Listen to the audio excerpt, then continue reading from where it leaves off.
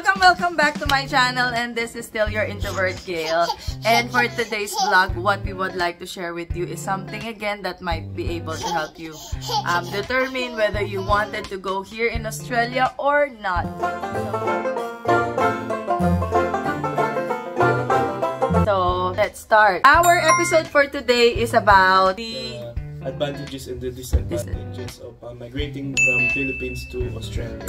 Yes. So, there are questions kasi na you would like to know whether it's really worth it to go here in Australia, and that's what we wanted to tell you. Tsaka yung decision na yun, sobrang malaking bagay bago sila magpunta or mag-decide na dito sa Australia. Sana makatulong kami sa inyo. So ngayon, magsimula muna tayo sa disadvantages. But before anything else, this is again sponsored by Amber. Book a perfect student accommodation. Take the hassle out of securing your student home for the best years of your life. They have quick and easy bookings, so time is money. You save both when you book with them.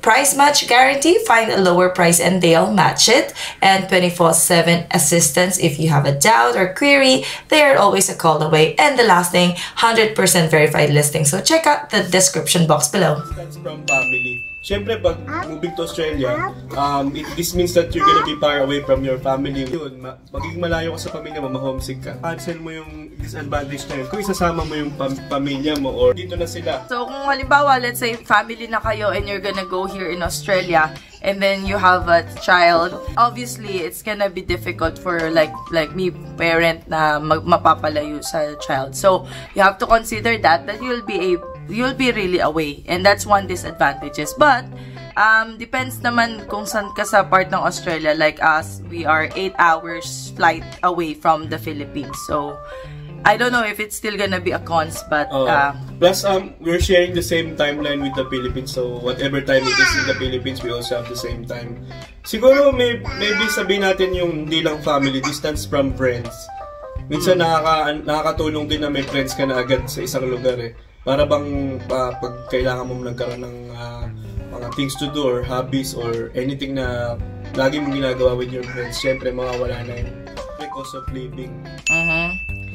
Cost of living, lalo na kung family kayo, obviously kailangan mong magbayad ng housing, not to mention may healthcare insurances sa bawat isa sa tao, merong mga education kung nag-aaral na yung mga anak nyo, and then same lang din naman sa Pilipinas. However, dito mas mataas obviously kasi mas mataas yung kita. May taxes, merong mga, yun nga, kailangan lahat may insurances, may health insurances, unlike sa Philippines, medyo optional eh. Saka higher standard kasi yung pamumuhay dito. Siyempre, expect mo na mas mataas yung cost of living. Pero lahat naman din yan, mananalipay kung magkakaroon ka ng trabaho dito. Sure kung cost of living ay isa siya sa mahirap siya kung di ka magtatrabaho. Exactly. Lalo na, oo. Isa siyang disadvantage. Kung hindi ka magwo-work, wala. Mahirap. Tapos kung iasa mo lang sa pera mo from the Philippines or may business ka from the Philippines, baka masabi mo talaga na mas worth it sa Pinas. Mas worth it sa Pinas. Yes. Cultural adjustment. So, cultural adjustment, syempre, mag-adjust ka pa na maku-culture shock ka. Kasi pagdating mo dito, iba yung culture, iba yung way of things nila, way of life nila. Kumpara sa atin, parang masasanay ka, maingay, paglabas mo, maraming tao. Dito hindi masyado, tapos oo, yun nga, yung malungkot, parang Perth, malungkot. Lalo na dito sa Perth, medyo siya, parang isolated siya sa, actually I think second siya sa isolated city sa buong mundo. Wala siya masyadong mapuntahan, wala ka masyadong, tapos ang sabi nga ng mga nakatira na dito, ito daw ang pinakamalaking retirement village ng Perth. Kaya mga 7 pa lang, tulog na yung mga tao, or 8 pa lang. Tapos yung mga mall, maagang nagsasara. Hindi katulad ng living sa Pilipinas na talagang lively, well-entertained ka. Yeah, depende na naman yan sa preference mo. Gusto mo lifestyle. Kung gusto mo ng tahimik, edi ayun, ganon. Next is migration process. Ayan. Sobrang hirap ng migration process para sa karamihan. Pero syempre meron naman iba na nadalian lang. And I understand naman na lahat naman iba-iba ng pathway. So, I guess yung migration process is nagiging hindrance talaga, nagiging consequences kapag lumipat ka sa ibang bansa. Dahil hindi mo alam kung minsan hindi ka well-guided, so nahihirapan kang kapag migrate. So hindi siya kasing easy siguro. I learn na parang kasi yung iba talagang easy, yung Canada yata, Canada, New Zealand, ganon. Sa Australia medyo... Hindi ko masabi medyo... kasi iba-iba eh. Iba-iba yung pathway. Maaaring may requirements may sila na mabilis, oo. Pero ang masasabi ko, migration process sa Australia, okay naman siya, straightforward, English siya. Susundin mo lang siya, tapos lagi namang may chance na may appeal ka pa rin. Kumbaga, may chance ka kung mamali ka man, i-guide ka pa rin ng agent mo. So, I guess it's just time consuming sa mga taong nagmamadali. So, medyo complex kasi ang migration. So, yun yung consequences niya. Medyo time consuming, medyo complex, medyo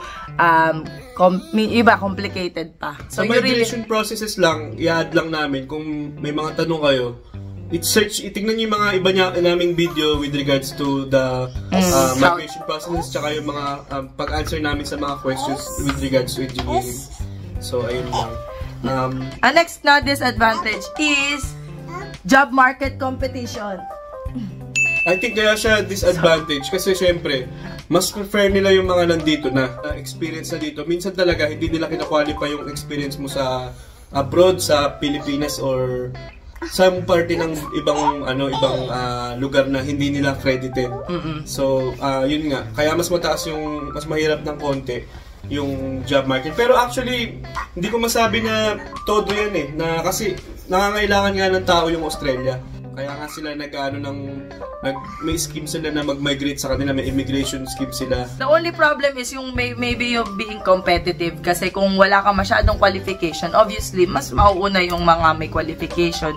And kaya nagiging tough yung competition kasi multicultural dito, hindi lang Filipino, hindi lang Indian, or iba't ibang lahi talaga, iba't ibang nationality. So, kaya mataas ang competition din sa Australia.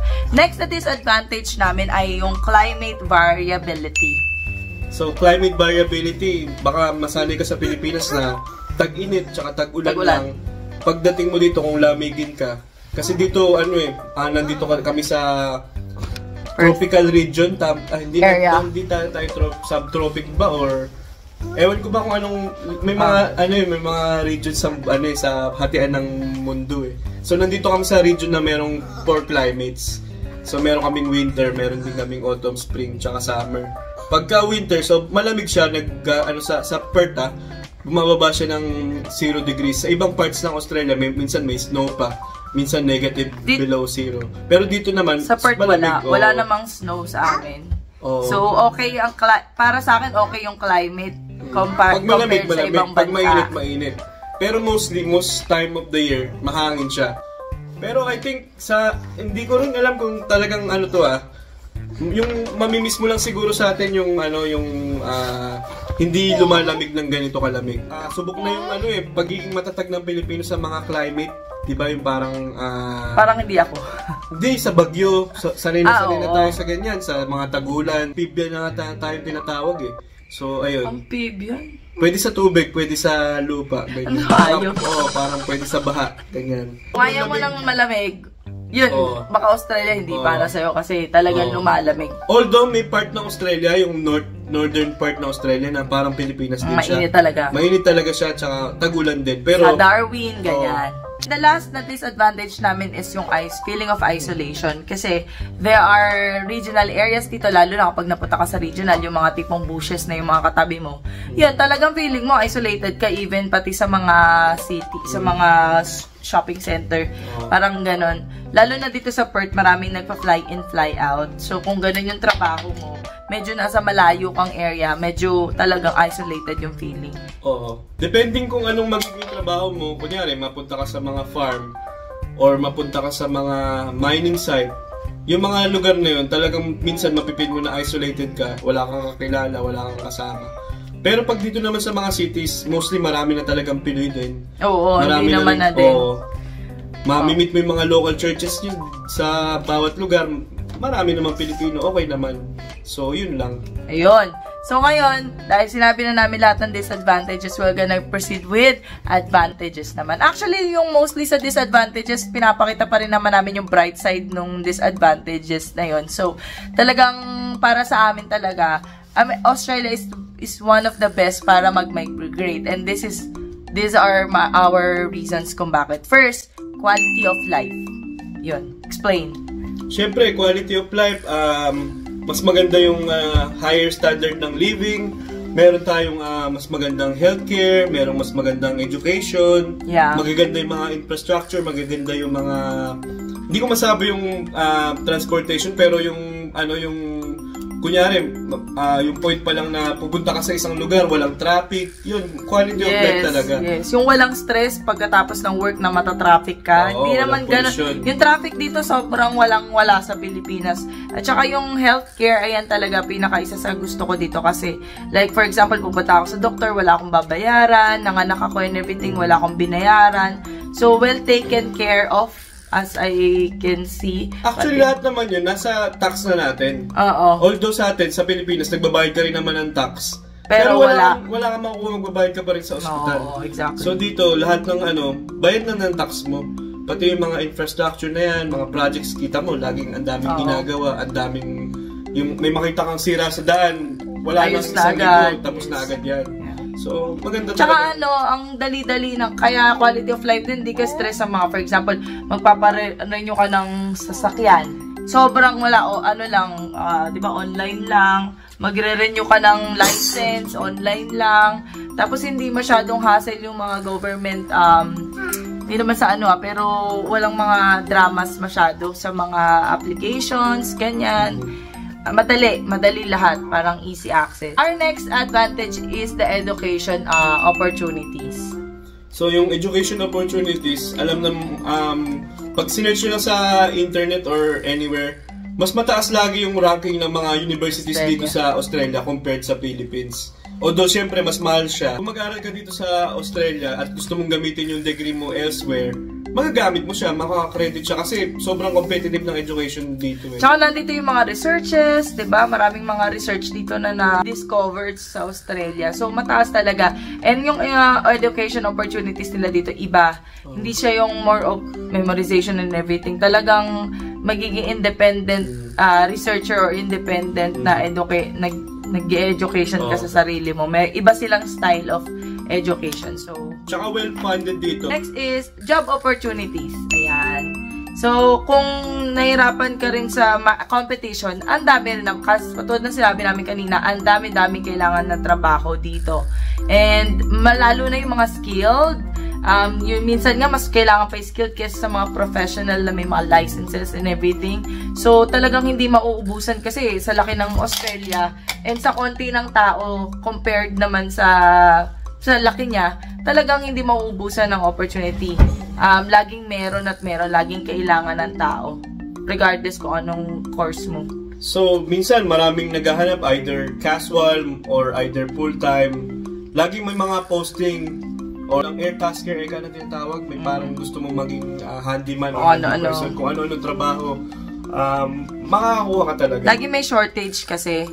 Kahit saang field, nakikita namin, napapansin namin na may shortage. Kailangan mo lang talaga maging persistent and kailangan mo lang talagang hanapin, maging patient sa paghahanap. And you really gonna find and once pag nakapasok ka na talaga, yung opportunity, mas mag-grow up pa siya. So, pag nabuksan mo na yung susi, papunta doon sa pinto ng opportunity, marami ka nang pwedeng lipatan or marami ka nang pwedeng puntahang field. So, yun lang. Okay, next is our healthcare system. Yun na, nabanggit na namin yan kanina. Open, mga emergency department, yan, libre lahat. And then, katulad ako, nagtrabaho sa emergency department. So, nakita ko talaga na in and out lang sila. Wala silang binabayaran after, hindi sila hinahabol. Tapos, yung mga operation surgery, although mahaba yung waiting list, pero may mga talagang libre yung surgery as long as meron ka Medicare card, which is kapag nag-migrate ka na nga dito sa Australia. Kung sinusundan yung vlog namin hanggang sa panganganak niya, ni Mrs., talagang wala kaming ginastos at lang, pang gasolina lang. Pati yung mga blood test before manganak, lahat, wala. As in. Pati yung ano ni Mati? Eye check-up. Eye check-up. Pati yung glasses nagbayad. Yung glasses kasama sa sa private insurance. Pero yun nga. Pati ata mga dental, no? Dental. May mga public dentist. May mga categories ng dental procedure or dental things na may bayad at merong wala. Siguro yung mga ano na lang, aesthetics, yung mga braces. Yun siguro, private. Sakop na siya ng private. Pero the rest, talagang maganda yung healthcare system. Next is cultural diversity. Ayan. Kung kanina disadvantage yun, pwede rin kasi maging advantage yun. Lalo na if you are into meeting other people na kung ano yung mga cultures nila. Kasi sabi ko kanina, multicultural dito sa Australia. Talagang lahat ng klase ng kultura mamimit mo. So, you will learn from them and hindi siya yung parang madidiscriminate ka na Filipino and everything. Parang less nga yung discrimination dahil sa isang lugar, sa isang work area, lagi kayong iba-iba. Merong from Africa, from Asia, basta ganyan. Halo-halo. So sa cultural diversity, dagdag ko lang. Kasi nga dahil nag-open yung Australia na mag-take ng mga migrants from other countries para mag-work dito. Doon na nagkaroon ng mga iba-ibang communities. So kung keen kayo na magsubok din ng pumunta dito, hindi kayo ma-stuck na, Australian lang yan. Hindi, marami din dito. Kung gusto niyo ng Asian food, marami din dito. Japanese, Chinese, Vietnamese, African food, African things. So marami ka rin matututunan. Hindi lang talaga mako-close sa Australia. Tsaka yung parang feeling mo mai-intimidate ka pag punta mo dito sa Australia. Parang hindi ko na-feel yun kasi nga, hindi naman siya like sa work area namin, hindi man puro Australian. Marami kaming Pinoy, marami kaming Asiano, maraming ibang lahi. So wala lang din, kahit nga tiga from the UK hindi naman din mako-consider na tiga dito. So talagang mix. Hindi ka ma-feel intimidated ba? Parang ganun. And our last but not the least advantage, and I feel like ito yung pinaka-best na advantage is yung work-life balance. Ayan. Pag-usapan natin yan. Yung work-life balance. Ano masasabi mo? Work-life balance, syempre, parang yung buhay natin, maiksi lang or gusto natin na ma-make mo sa yung buhay natin na hindi tayo puro work lang ng work. Yan dyan mo malalaman o dyan mo maipapasok yung work-life balance. Masyado ka bang na-overwork, na-stress sa work, or puro work na lang ba nasa isip mo, bukang bibig mo, pati sa bahay, wala ka ng time sa pamilya mo. Siguro, ma-consider mo yung Australia kasi dito, talagang balance na balance yung work-life balance na tinatawag. After ng office hours, wala nang wala nang kukontak sa'yo, wala ka nang isipin about sa work. Laging chill lang dito. Parang minsan maganda rin na kailangan, kasi parang sa sobrang chill na dito, minsan hindi na, parang mas mataas na yung life Pero anyways, yun pa rin, mas lamang ka sa extra mong ginagawa sa buhay ng the life. Hindi ka puro work ng work. Hindi ka ma-stress lang sa puro work ng work. Tsaka hindi kasi pinaprioritize nila, like, halimbawa ganyan, family. Pinaprioritize nila, like sa kanya, kino-considered na, sige, work from home kasi may family ka. Tapos, let's say, kailangan mong umalis because of family or may sakit anak mo or something. Parang dito considered hindi siya yung ibabaliwalain or kailangan mong mag-work talaga. As long as sinabi mong family reasons, considerable sila pagdating sa work. Tapos, ang masasabi ko rin sa work-life balance, katulad nga, kaya maaga nagsasara yung mga ganyan, mga malls and everything. Kasi nga, yun nga yung sinasabi nila, kailangan may balancing, kailangan nila ng time for their family, especially pag Sunday, Saturday, ganyan, mas maraming sarado or dahil nga, mas pinofocus nila yung family.